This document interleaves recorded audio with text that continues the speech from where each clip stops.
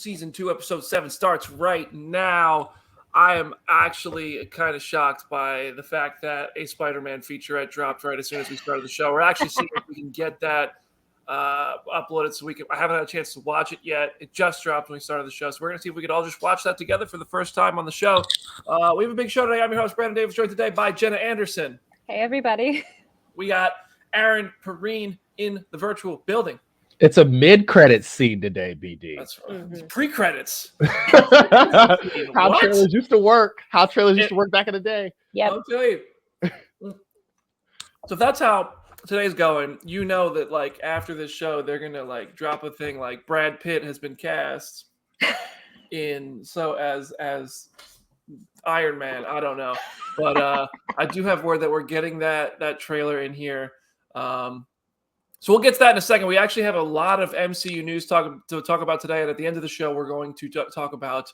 We're gonna have a little debate about, which Marvel movies we don't all agree on, and I'll just leave it at that. So let's just get to the news real quick. Okay, so we got Thor: Love and Thunder Lego set coming out soon in April. But we get product images, which means you get kernels of that sweet, sweet lore goodness that you all want, really, really want, especially because we don't have a trailer. AKA Marvel, go ahead and drop that trailer mid podcast too, so we can watch that live together for the first time. But we get a first look at Gore the God Butcher and his Necro Sword, which I know a lot of us, including me, were wondering how that was going to go down. For those of you who don't know, Necro Sword is created by Null, God of the Symbiotes, aka the source of all the black goop in the MCU. It's like last week was planned on purpose. We also get news that Tessa Thompson's Valkyrie is now King Valkyrie, which we all kind of suspected, but it's interesting to see her listed as such on the product description. And probably most strangely, in a really tiny detail from the box art, we get how Thor now travels without the Bifrost. So everybody remember Stormbreaker, big plot point in Infinity War and in Endgame. Like, bring me Thanos. Woo, we here. And now on the GOAT boat, which I can't wait to see. I know Jenna has been like, that's one of her most anticipated things about this and how weird that's going to be, how Taika is going to render that on screen.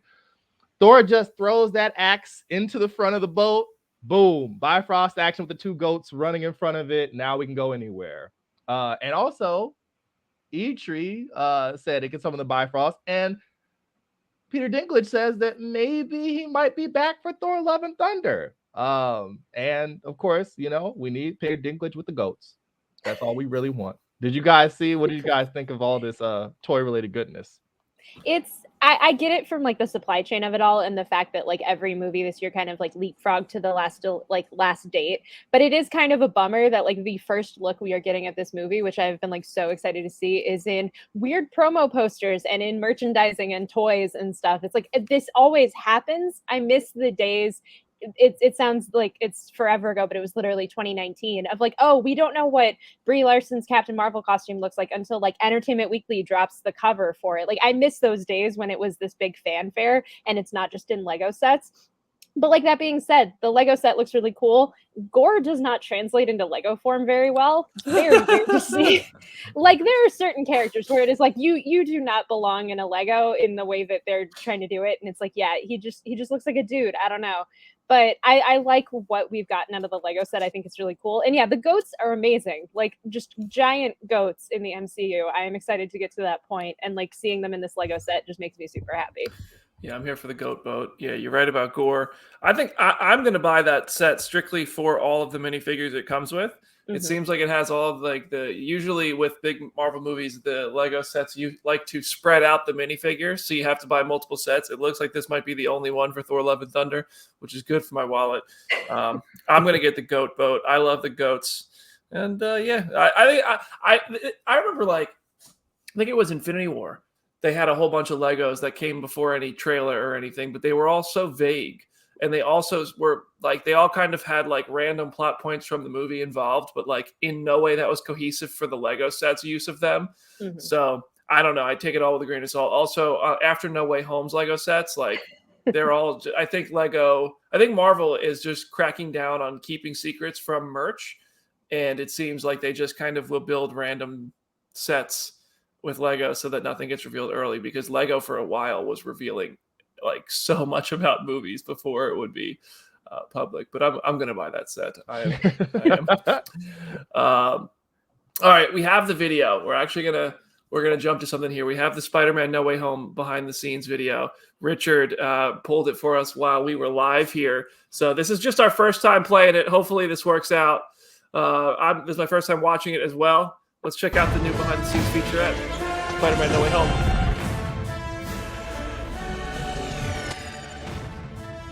We're gonna lift you up on a cherry picker and you're gonna jump off. How they became supervillains. It's just so funny. I fell into a super collider. Gotta be careful where you fall. Dude, it looks To like work they with have them fun. is honestly the highlight of my So career. much fun. Me and Toby arrived and all of their arms were just open. Oh, there he is. Oh, wow, they're doing our job for us. Easter eggs. I had butterflies with Toby and Andrew, hoping they would sign up. Wow. This is cool. Oh, look, there's Hawkeye.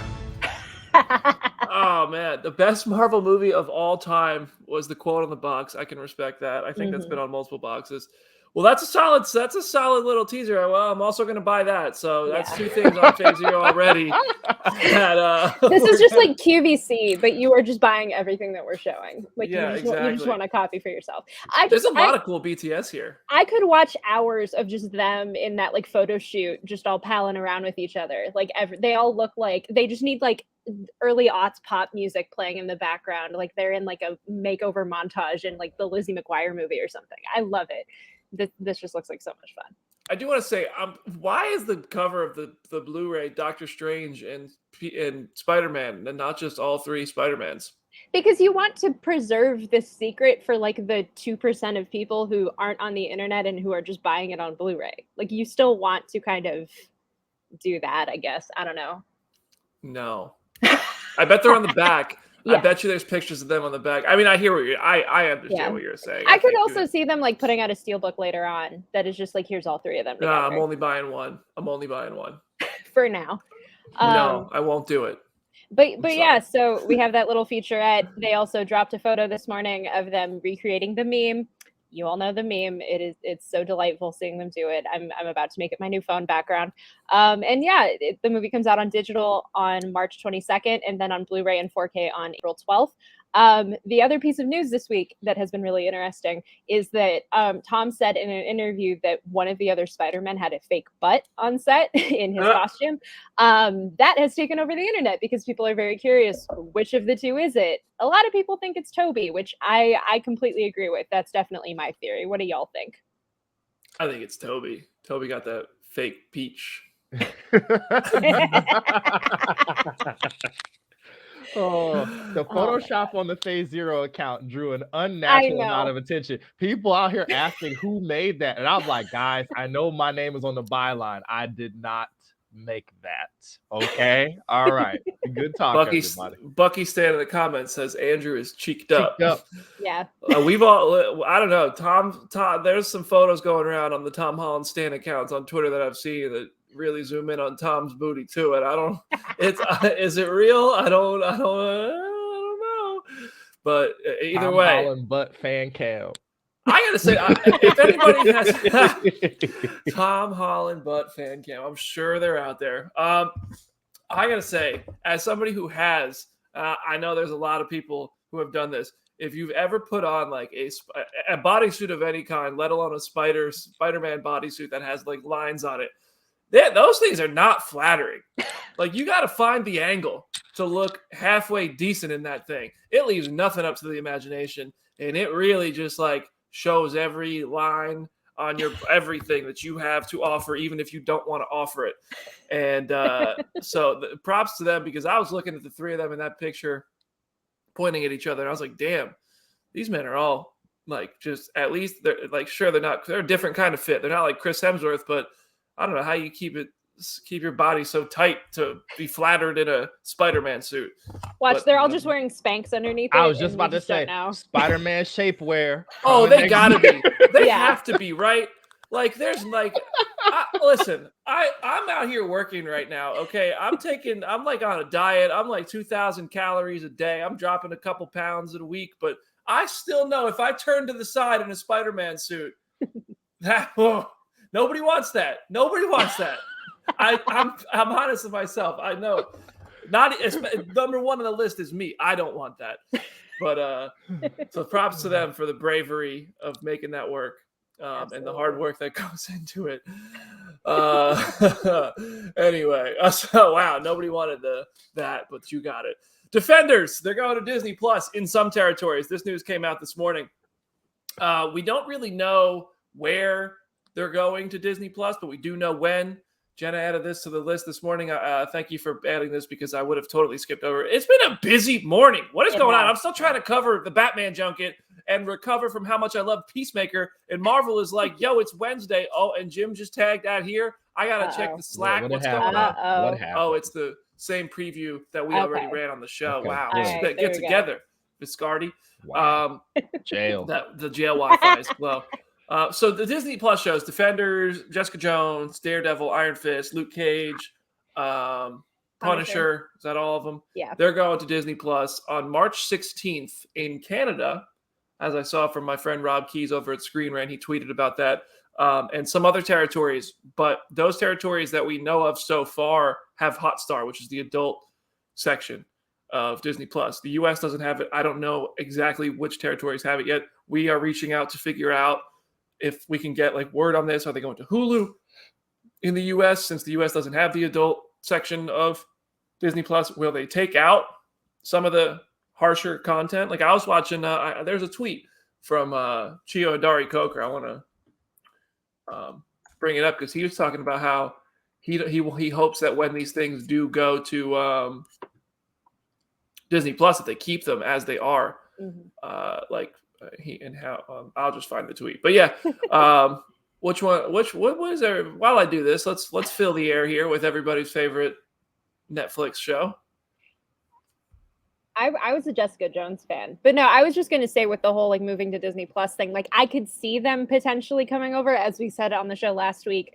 I would hate to have to watch them with ads on Hulu. Like that is just going to be the weirdest thing ever if that ends up happening. But at the same time, it's like if they do go to Disney Plus or to Hulu, I want them to stay the way that they are. I don't want them to be edited. I know I and other people on Twitter have made a lot of jokes this morning about like, what is Mickey Mouse going to think about some of the more salacious stuff in these shows? It's like, oh yeah, here's Fisk killing a guy with a car door. I don't know if Mickey really agrees with that. So it's this thing of like, if we have to have it on Hulu in order to get them the way that they were intended, then I'm fine with that. But it does kind of suck to still have the Marvel stuff kind of segmented and have like some of it on Hulu and some of it on Disney. Yeah, this is what Chio Coker, the creator of the Luke Cage series, said. Rewatching Luke Cage while I can on Netflix, they're going to do what they do. It's theirs. I just hope they don't sit on it for years to allow for an easier reboot or re-air it with a different mix or the N-word muted. I'd love to do a commentary tracks or the original credits. Before we did our more conventional bumpers was Luke Cage. And he goes on about it. But I mean, that first tweet really summarizes it. Luke Cage was a very popular show. It's very well made. And it also is very not Disney Plus friendly by what we think Disney Plus is kind of censored, family friendly standards are. So we'll see. We'll see. Maybe on March 16th. Yeah. I mean, the thing is that this is like at the core of like a lot of their decisions right now too, because like Chapek's been like completely transparent about, I want to make it so that Disney Plus isn't just like a family destination. I want it to be the streaming destination for all of this stuff. Like the way that he talks and some of these quotes that he's had in the last month and a half makes it sound like he would just rather have it away with Hulu altogether and have it all live on Disney Plus. Which I know there are certain segments that would be happy about that and some segments that wouldn't be so happy about that. And finding that balance is going to probably be a little tricky because we've already had some projects kind of suffer from this kind of push and pull about what kind of content is going to be in this show or not going to be in the show.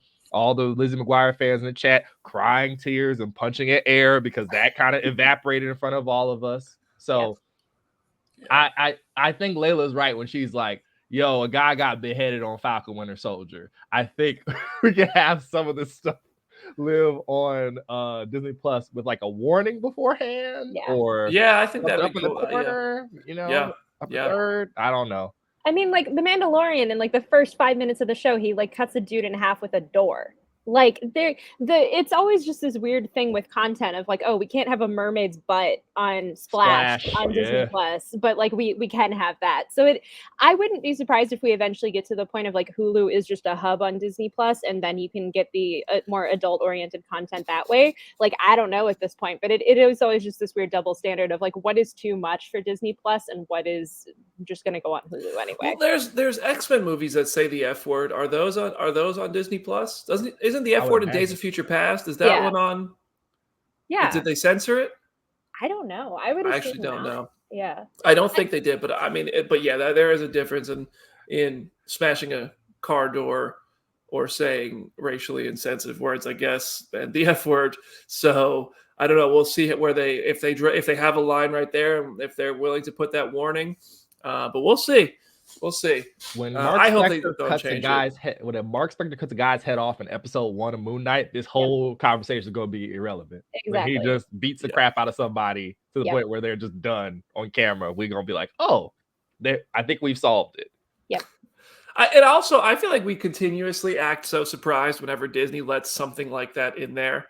Like when they let a real, like we're all like there's just movies and shows that actually address real topics and do it pretty candidly or honestly in ways that you'd be like, well, Disney's not going to touch that. And then they do. And you're like, wow, I'm surprised. And I feel like we keep coming back to it. Like, that said, the violence and stuff on the Netflix shows is different than anything else I do think is on Disney Plus. So we'll see. I would like it all to be on Disney Plus. I would like Hulu, ESPN Plus, all that stuff to consolidate into one app. And you just have to pay if you want to unlock certain sections. I'm all for that. I'm tired of all the apps. But anyway, that's a different conversation. Ryan Reynolds swears he's not in Doctor Strange. We don't believe him. Patrick Stewart told Jamie Lovett of Comicbook.com in an interview talking about Star Trek that the mystery voice is an imitation. You know, people have been imitating my voice ever since I came on the stage 60 years ago, so I can't be held responsible for that. I have enough respect to not try to do an impression. I was just about to Sir say. Pat Stew. I expected you to read that in his voice. No. I'll do Tom Holland all day long. Sir Patrick, can't do it. I mean, it's Patrick Stew. We know it's you, Pat. Right? It's just so funny just seeing the lies like have to escalate themselves of like poor Andrew Garfield had to go through this for so long and had to openly lie like to people and just I feel so bad for him, and then now we just have to have this keep happening. It's like you could have just not put him in the trailer. You could have just not had that audio in there, and then it would have been a secret if you wanted to keep it a secret, because now that he's having to bend over backwards and be like, oh, it wasn't me, it's just an impression. It's like I don't believe you at all. It's not a Photoshop. It's exactly. Yeah. It's not just the fact that he like he's like, it's not me. It's that the recut TV version of the trailer has him rolling into scene towards the camera and coming into focus. And I'm like, Pat, my friend, what's going on here? I know you have to keep the company line, but like, does anybody believe this at this point? Like, no. And it's going to keep going too. Yeah, this just makes me inevitably dread, like, once we get to Secret Wars, anyone who has ever even been in the background of a Marvel movie is going to have to deal with this, and it is just going to be, I'm going to feel so bad for them. Like, I can't wait for Edward Norton's interviews. The like three-dimensional chess of everybody having to lie or even just being asked about it in general is just going to be on a whole other level. Like, it's just going to be so weird. I appreciate this, though. I'm not in Secret Wars. I'm not in Secret Wars, man. I don't know what is that? I don't know what that Secret Terrence Wars Howard. is. What? Terrence Howard. Was that a Terrence Howard impression? I don't know, man. I don't know. I haven't talked to those people in years, man. Oh my God. Wow. Perfect. Wow. Wow, what a show it already is. I do believe Ryan Reynolds. I think I could see Deadpool not being in Doctor Strange. I do think he has filmed something Deadpool for something. I don't know what, but I don't know if it's for Doctor Strange. I don't even know if that's 100% true. But Patrick, I don't believe him. But I do think it makes it much more fun. Mhm. I think that if the actors are just coming out there, yeah, I'm in the film. I'm in there's this thing called the Illuminati. I'm in that, and like, no, you're not. Okay, yes, you are. Now, I don't know if it's true anymore. I appreciate it. Okay, and the final bit here from me before we move on to the next bit of news from Jenna. Blade added Aaron Pierre. You may know him from Krypton to its movie in a mystery role. It's a substantial role, but we don't know what it is. Adam Barnhart thinks that he is going to be Hannibal King. He said so in an article, and I'm going to pull up that article right now. So I can tell you all about why Adam Barnhart thinks that Aaron Pierre is Hannibal King in the Blade movie. He's the vampire that from the beach that makes people old. Yes. That's right. Who Ryan Reynolds played in the first Blade movies, which I need to rewatch. When's the last time you guys rewatched those Blade movies? Forever. It's been so long. It may have been theaters for me. Wow. Nah, there's no way. I definitely watched those since they came out. At home, like at least on like FX or something. All right, Pierre's Hollywood star shooting straight to the top, having most recently appeared in both Old and Barry Jenkins' The Underground Railroad. He's also been cast as the voice of Mufasa in Disney's Lion King prequel, also directed by Jenkins. Suffice to say, between the size of the role and the actor's quickly crowding workload, Hannibal King is the ideal role. This is all the words of the legendary Adam Barnhart, who was invited on the show to voice this article himself. However, he is on the road. King has long been a supporting character of Blades, and he's made it to live action before, courtesy of Ryan Reynolds nonetheless. Ever heard of that guy? He's not entirely unknown, say, like Rintra's status prior to Doctor Strange and the Multiverse of Madness, Mantis prior to Guardians of the Galaxy Volume 2, or even the entire roster of Chloe Zhao's Eternals. But he's also not a character beloved by many. He doesn't have the fandom of a Wolverine or Spider-Man archetype, allowing Pierre to really make the character his own. Furthermore, King is a recurring role that could not only pop up in the Blade film franchise, but the inevitable Midnight Suns team-up, whenever that comes to be. Well, we're all rooting for that. That's still wishful thinking among the Adam Barnharts and the Jim Viscardis and all of us, but I know Adam and Jim are like tweeting about it. Wait for this team-up, and they put Moon Knight and Daredevil, and they think they're so cute on Twitter. Whatever the case, it's probably a safe bet. King will appear at some point in the Blade franchise. It's just a matter of when and where. So that's who Adam thinks Aaron Pierre is going to play. I could definitely see it. Like, it is one of those things of like, that is a lesser known character, but it feels like one that could pop up in anything Midnight Suns adjacent, like as we build to that team up. I also he was very good on Krypton. Krypton is one of those shows that like I will evangelize about until the end of time. Everybody slept on that show. It got canceled way too soon. They were going to do like Rand Thanagar War stuff. It was going to be amazing. And then it got canceled. But so I'm always excited to see anyone from that cast getting more work, especially in this space, because they all are just so good. So I'm on board with whoever he's playing, but Hannibal King would be a cool one. I do want to shout out everybody who thought Aaron Pierre said Aaron Perrine. Yep. I was with that casting too. Yep. I want to see Aaron Perrine join the Blade movie. That is how you get my money, Kevin Feige. I'm not going to see the movie. Well, I am, but but I'll see it more if you cast Aaron Perrine. So that's yeah. See, people thought. See, the comment section is coming to life now because they all were like, "Find the papers." I thought they cast Phase Zero in the MCU. It's just a matter of time. We'll all be there. We'll be the next crazy newscasters from Chattanooga with tattoos of Tony Stark and stuff. We'll all have different characters. It's manifest. Well, Jamie already has her tattoos. Exactly. We need to catch up. Yeah, we need to. Yeah, exactly. If I may inject a little bit of chaos from Charlie. We were talking to Charlie yesterday about this when the news broke, and he was wondering if, because we've already kind of met Blade, only kind of, in the MCU, could you actually have some more stealth Midnight Suns like building in the movie, and that's why we don't know anything yet, because he thinks that Pierre is playing, like he could be playing Ghost Rider, and I was like, what? Like, Charlie, like, you know, this is classic Charlie. If Charlie said it, it's definitely not true. Wow. Just blank, just like no, he could be like, the sky is blue. False. I shouldn't do that when Charlie's not here to defend himself. Yes, seriously. But I know, could... but it's true. Charlie, I hope you're watching.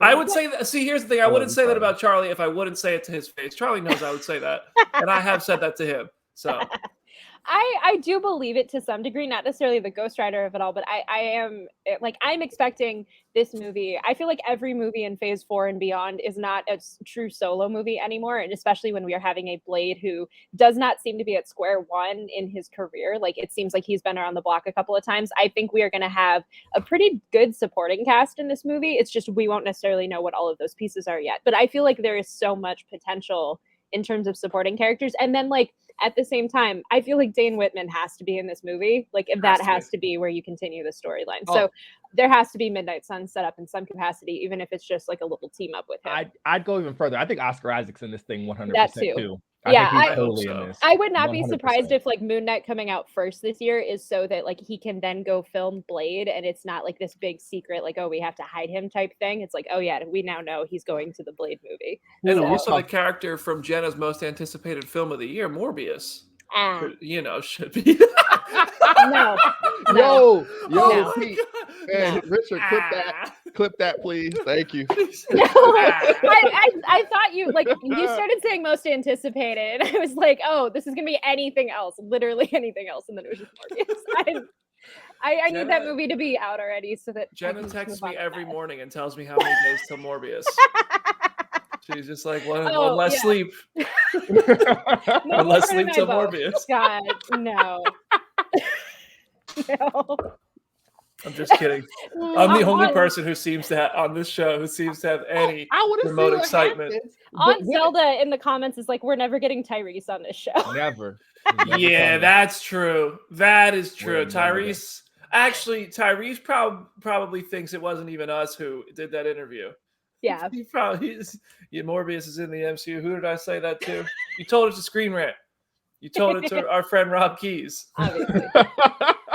I swear. It was a variant of Brandon. I think it was. He didn't have a beard. He's a superior of Brandon Davis. That was Comicbook.com. That was not us. That was anybody but us. I'm just naming a bunch of very good websites. I know. I was like, don't drag any of them through the mud. Kofi's like, yo, don't get my boy Rob hurt. I'm like, yeah, that's true. What is Tyrese gonna do? Come on, open up a Corona. All right, we got one more piece of news here. All right, yeah. So I wish that I had like 1 second of time. I would have looked up how many days until April 1st and like kept up the kayfabe that I actually care about Morbius, but I'm not going to do that. But no, Brie Larson did an interview with Uproxx where she talked about the Marvels, and she said that it is bonkers. Her quote was, "When I read the script for the first time, I couldn't believe what I was reading. I was like, this is bonkers. It's the first thing that I love about Marvel is that they continue to reinvent. They continue to do the thing that you just would never think is possible with these films, and they're not afraid to go there." What do y'all think that means? Because knowing Captain Marvel lore, there's so many different ways that could take shape. I know, like, the rumor mill, even just very early about this film, has been like, it could be this storyline, or it could be a completely different storyline. So I'm just excited to see what it is. What do y'all think? Brie Larson, she's so crazy. I'm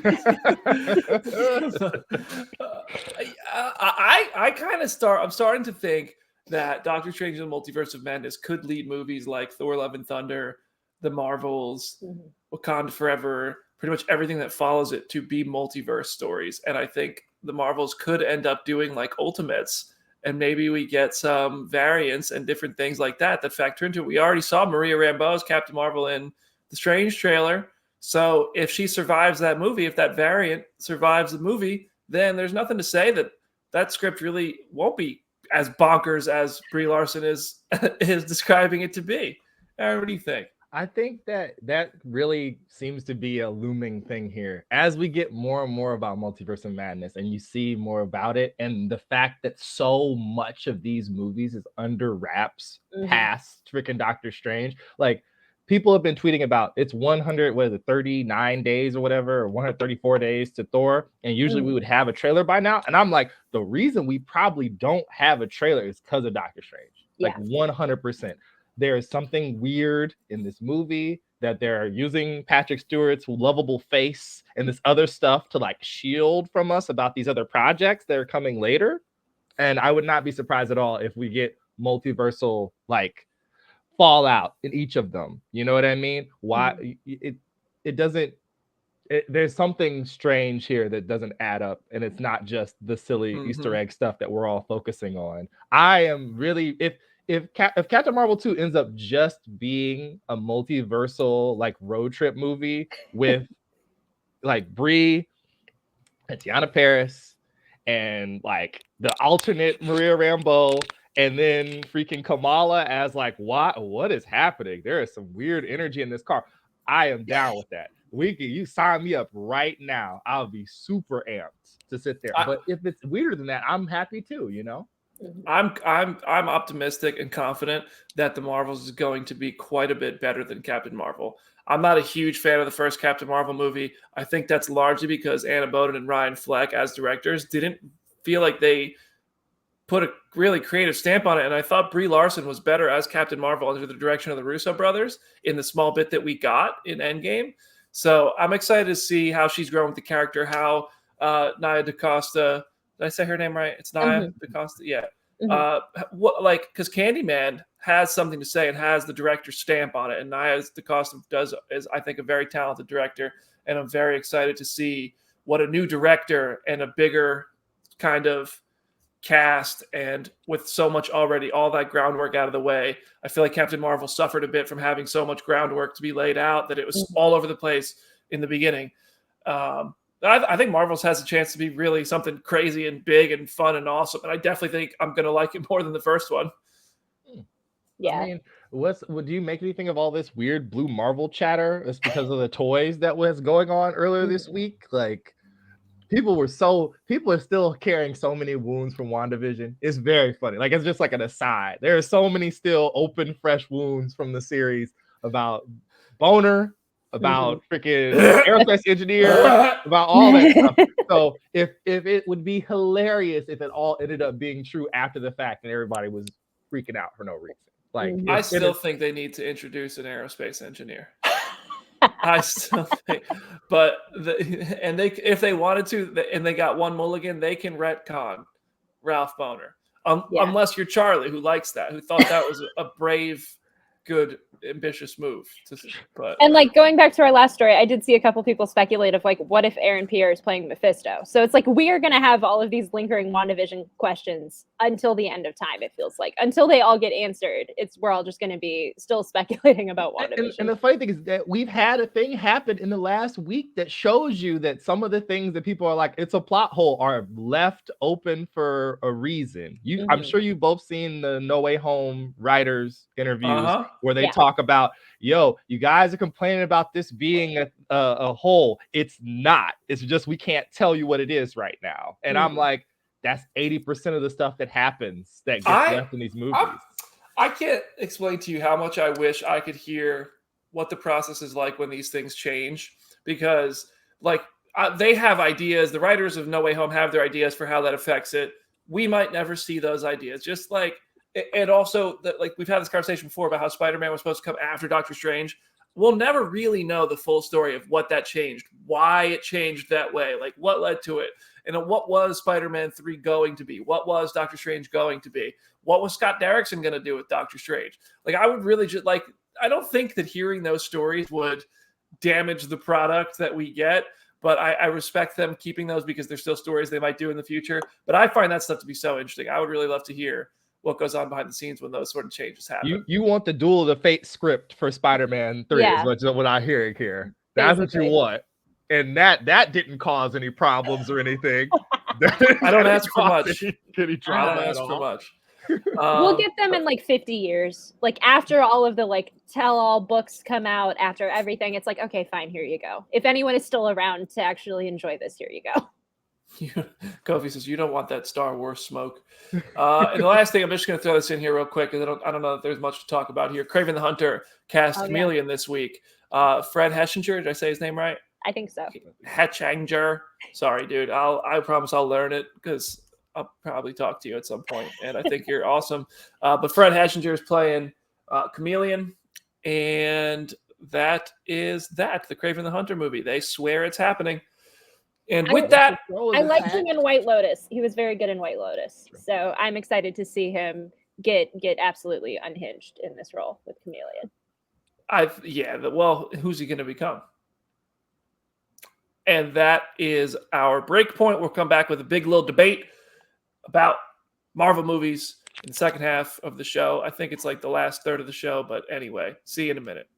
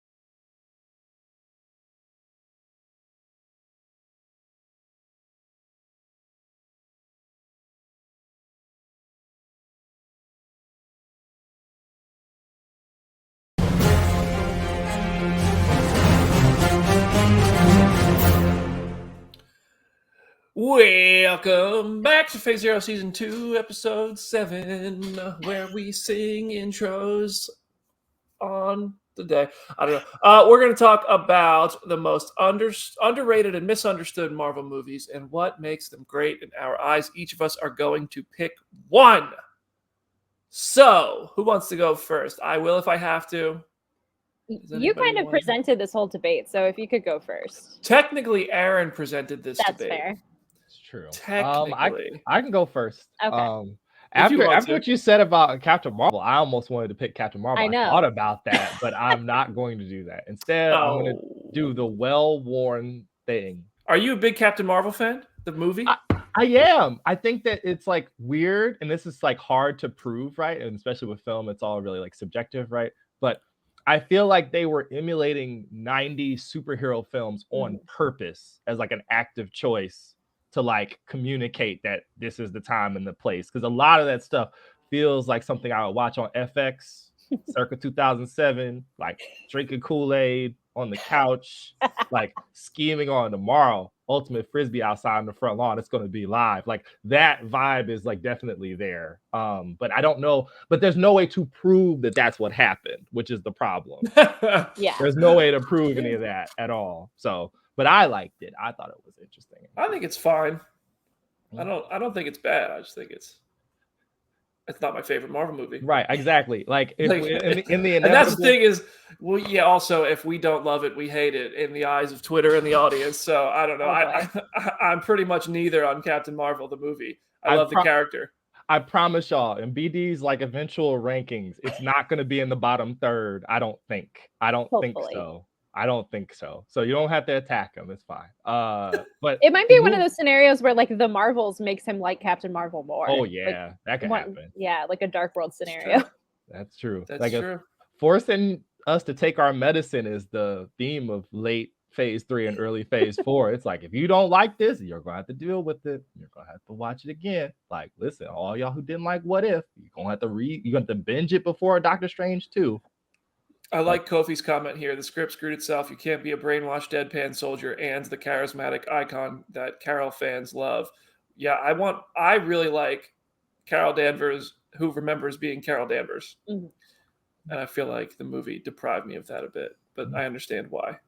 Okay, well, there we go. My God, differing opinions and we're still friends? Yeah. I know. Can you believe it? A wild concept. It's a big multiverse out there, Brandon. It's a big multiverse out there. There are variants of me who hate that movie and variants of me who have the poster above their bed, just first thing they see in the morning. It's crazy. I do have the poster in my bedroom, so that's why I'm kind of sitting out a lot of. I bought the Mondo poster. So Jenna's from the Utopian Parallel confirmed. There you go. So what movie are you defending? I am defending Spider-Man 3 because That's the a one. choice. Yeah, I know. It's like a lot of people's least favorite out of all of those. I really, really enjoy it, and I can't completely separate it from nostalgia, but it's not like the train wreck that everybody pretended it was in the early 10s and midway through the decade. The dancing is a part of it. I think that some of the quote unquote like corniness of that middle part where he's like bully Parker really, really fits in with Sam Raimi's like aesthetic, his directorial choices, the way he guides Peter as like this nerd. He is a deep love of like the Ditko early Peter Parker, and he is kind of a dweeb. He's a pretty big dweeb in those early Spider-Man books. He's not like very cool at all. There's a lot of sweater vest action going on in the early Ditko runs. Sweater vests are back, by the way, just so y'all know. But I think that there's a definite sort of like charm. The charm of those movies is still there, and like in spades, the cast still largely works, even though it's overstuffed a little bit. And especially when you put it like the ultimate test of these to me is that if you put them against movies in their time, how do they stack up? And you would never say it was the worst superhero movie of that era, like at all. There's at least 3 or 4 of them that I'm not going to list here because I don't want the smoke from the rest of y'all about what I would put in the bottom of that ranking of that mid 2000s, because there was a lot of stuff that was out there that I was like, Some stuff you might see later. Who knows? You know, the multiverse is open. I can't badmouth some of those movies because who knows? They might come back. We might need to talk to them. But yeah, I really, really enjoy that movie still, despite maybe some faults. It is really fun. I think in my rankings for any of these Marvel movies, if we did all the Marvel movies, which by the way, that's not happening in one podcast. That's too chunky for this platform. We had to separate it up. We would have to separate it. Rank the MCU movies, but I promise you, it will be my last day as the Phase Zero host, and I'm pretty sure I'm about to be here for a couple more years. So awesome. Keep waiting. Stay tuned. But yeah, that was my pick. Spider-Man 3. I respect you, Aaron. Yeah. I respect the choice. I respect the effort to defend Spider-Man 3. I just think Spider-Man 3 was such a strong diversion from the first 2 Spider-Man movies that is why it is not rated high. I think it is rated appropriately. I don't hate Spider-Man 3. I like it a lot less than I like Captain Marvel for perspective. Like, I think Captain Marvel's fine. I would put Spider-Man less than fine, but Spider-Man 3 less than fine. But yeah, some of that stuff is pretty distracting, and the legacy of that movie is but Sandman was cool. I mean, that top tier shirts doing work. I just think it's funny because everything hokey about Spider-Man gets wrapped into Spider-Man later. Like, you would have been saying that about Spider-Buggy if this was 25 years ago, and we might see that in live action or in Spider-Verse Part 1, possibly. Like, there's a whole bunch of stuff that doesn't age well that ends up being like beloved later. I mean, I always bring up people hated Miles Morales when it came out. I was there. I was on the ground. We was outside back then. People did not like it when it happened. And now, look what happens. That's all I'm going to say. That's all. Well, it has been like 20 years, though. How much longer do you need? How much longer do you need? It's in freaking all the stuff. Like, okay, if there's not a bit of Spider-Man No Way Home where they're all doing the dance together and those special features, it's not worth buying that. That's fair. That's fair. Yeah. That's fair. They probably left that on the cutting room floor, and they shouldn't have. Lean into it.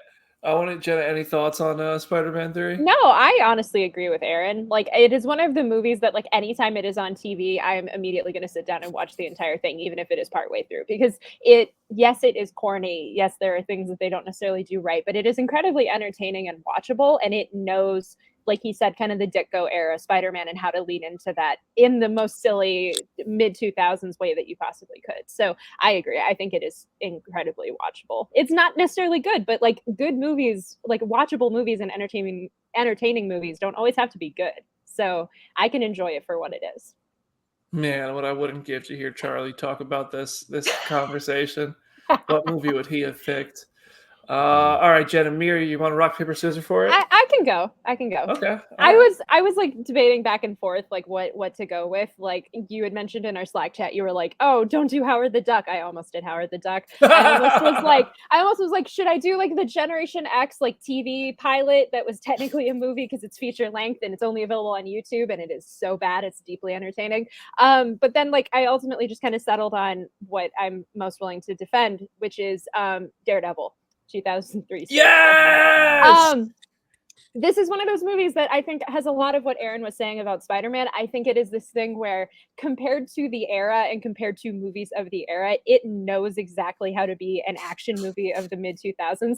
Does that necessarily mean it's a good Daredevil movie? Not 100%, but it is incredibly ambitious in the lore that it is bringing in. Like when you sit and watch that movie, even just the theatrical cut, like not the director's cut, and you see how much they are able to work into that movie in such a short span of time, it's honestly kind of impressive, and it's the kind of thing that would normally take like an entire trilogy of superhero movies today. So I think it is another one of those movies where I will rewatch it if it is ever on. I will like pop on the DVD every so often. My boyfriend's brother got us a set of the trading cards for like a couple Christmases ago, so we just have a binder full of Daredevil trading cards from like the 2003 movie.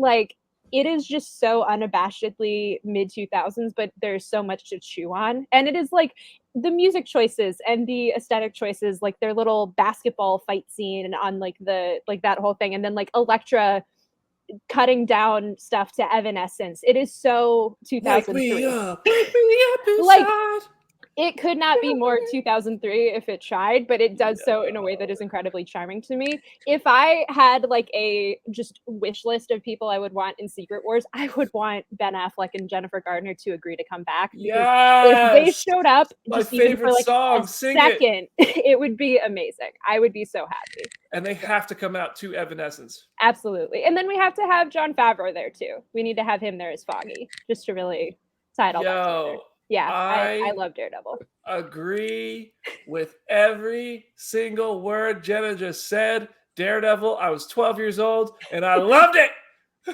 Daredevil, listen, if it came out today, I'd be like, what the hell is going on here? But it came out 20 years ago, and that leather Daredevil suit, we got an Elektra spin-off movie that I don't remember a single detail about other than Jennifer Garner twisting the thing. We thought Daredevil was dead, but then he wasn't. Again, the director's cut is actually really good. Like if you watch the R-rated director's cut, it holds up much more than you would expect.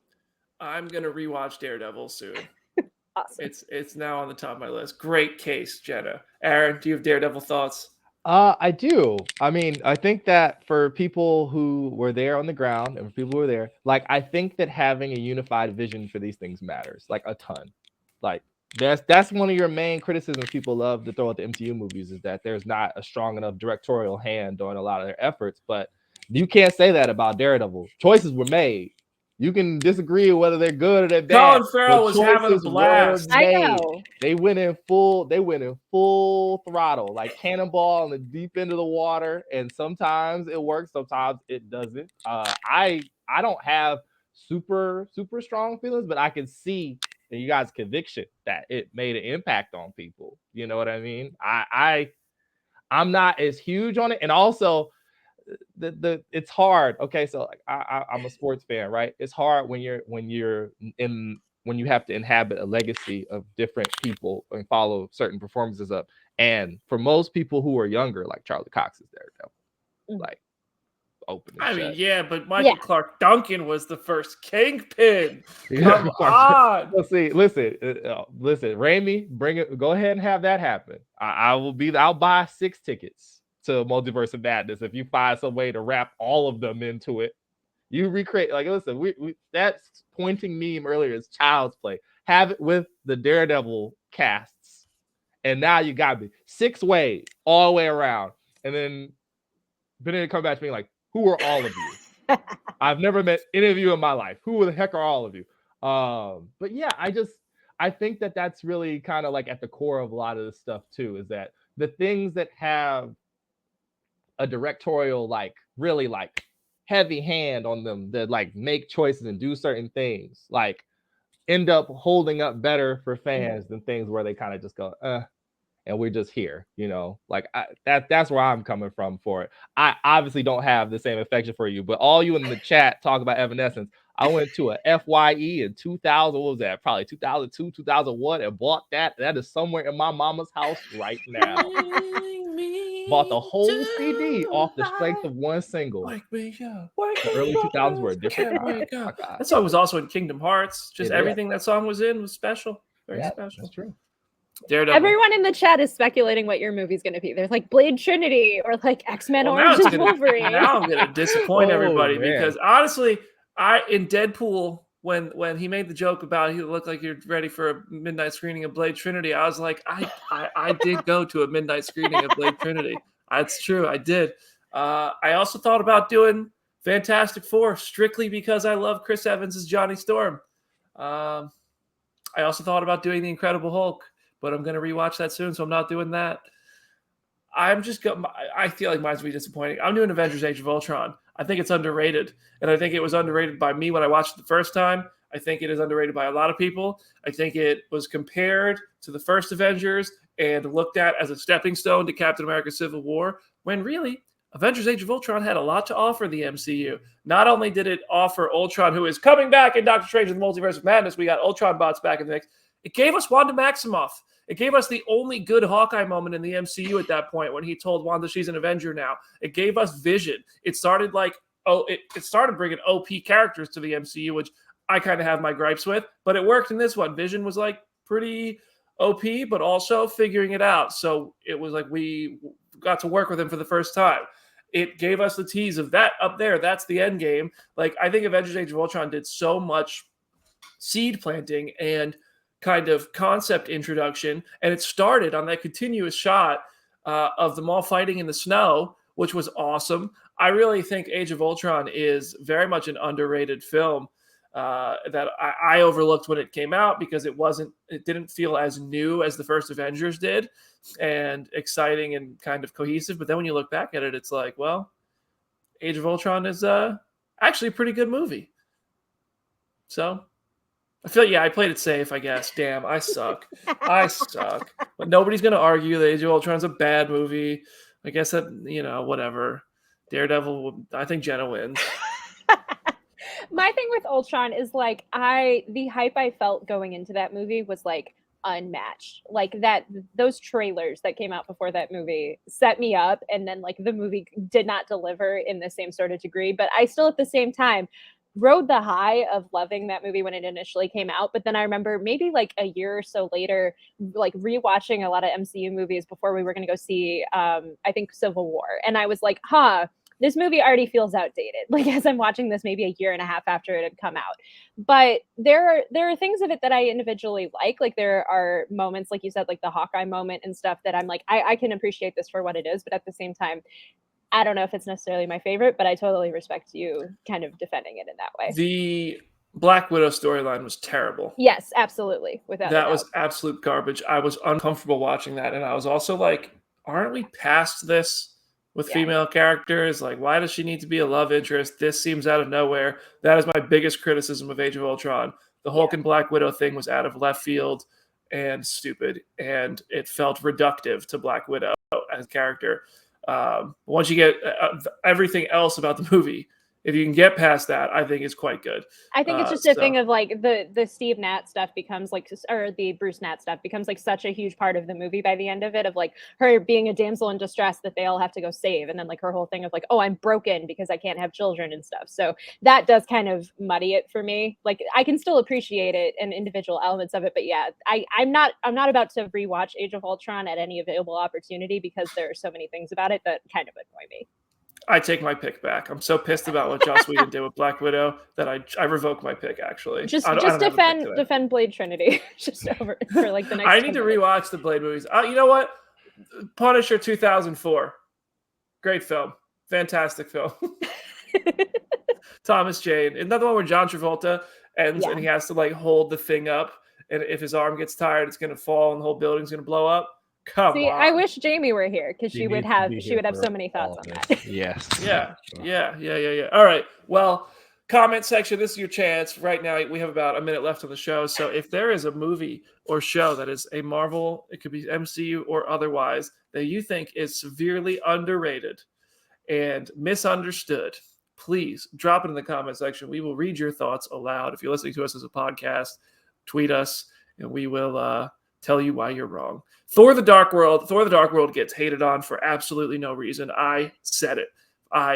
Venom gets the hate it deserves. Agents of S.H.I.E.L.D. is top tier MCU. Haven't finished it, so I can't agree or disagree. I will say, for bringing in shows, the MODOK show from last year is incredibly underrated. That was one of the most delightful shows I watched last year. I highly recommend it. That was on Hulu, right? Yes. Yeah. Doctor Strange. I don't think Doctor Strange is kind of underrated. I think it's just not discussed. New Mutants, that was not a good film. Fantastic Four: Rise of the Silver Surfer. Is that the one where Galactus was a cloud? No, I thought that was the first one. I thought that was the 2015 one. I don't know though. Rise of Silver Surfer is the one with the cloud, I think, right? Oh. What is the point of Silver Surfer being there if he's not in it? Yeah, that's true. Iron Man 2 says Layla. I can't really defend Iron Man 2. Iron Man 2 has scenes that I really enjoy, but for the most part, Burt. Want my Burt. There it is. There's your impression for today's show. Hit Monkey is underrated but fun. I haven't watched Hit Monkey. I've heard it's really good. Cloak and Dagger. Charlie loves Cloak and Dagger. The Incredible Hulk. I'm doing a rewatch of The Incredible Hulk. You know what I just did this morning? I watched the trailer for The Incredible Hulk. It is an absolute... It is so 2008. It is crazy how far we've come with films and trailers. And that's a good way to leave it. The Incredible Hulk. Actually, 2003, Ang Lee's Hulk. Great film. Yep. Great film. Great film. Eric Bana killed it. I am, at least when I was a kid, I loved, I thought Hulk was scary.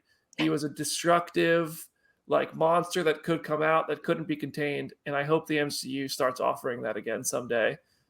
Because an under control, smart Hulk all the time. I'm over it. I'm over it. I'm interested to see what She-Hulk does, though. Mm-hmm. I can't wait to see She-Hulk. All right, y'all. That is our show today. What a show it was. I was looking at today's show man, we don't have a lot to talk about. Here we are an hour later. We never ran out. Jenna, any parting words for today's show? Go read some comics and follow me on Twitter at Hey It's Jenna Lynn. Aaron. It's at Some Lake Hornet, and I would highly encourage Marvel's History of Black Panther podcast with Nick Stone. It's a good listen. If you're not listening to us, you can fill your ear holes with that too. That's a perfect segue. If you're still in traffic, if you're still at the gym, if you're still just at home, whatever you're at work, listen to podcasts, there you go. Straight to the next one. But thank you for listening to us first. Yes, exactly. And if you're listening on Twitch, make sure you follow the Twitch channel. We are live every Wednesday. If you're listening to us on Spotify, they allow ratings now. So go ahead and leave us a positive review because you love us. Merch coming soon. So we'll remember your reviews. Maybe we'll have some t-shirts to offer people. And that is our show. Congrats to Blauroski starting a new job on Monday. I'm BD. Hit me up at Brandon Davis BD. Go follow the Batman coverage. Go read the site. Lots of good stuff from Aaron and Jenna and everybody on the Comicbook.com team. Oh, Viscardi Vendetta showed up. Get out of here, Viscardi. The show's over.